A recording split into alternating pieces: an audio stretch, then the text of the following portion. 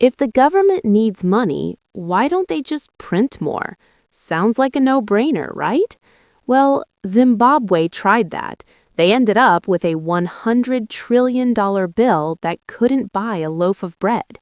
The answer comes down to one word: inflation. But let me explain it in a way that'll actually make sense, because this is one of the most misunderstood concepts in economics.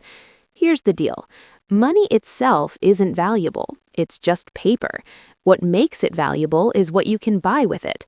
Imagine your economy has 100 pizzas and $100 in circulation. Each pizza costs $1. Now the government prints another $100.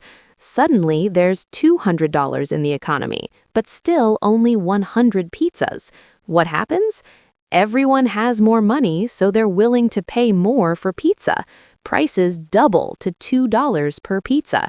You have twice as much money in your wallet, but you can buy the exact same amount of pizza.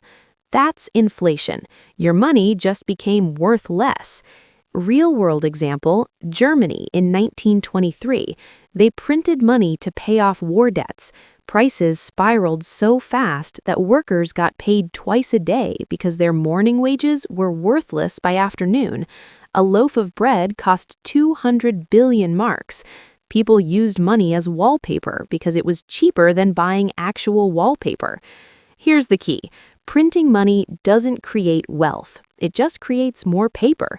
Real wealth comes from producing actual goods and services.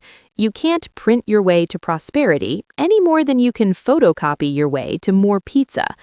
When governments print too much money, people lose trust in the currency.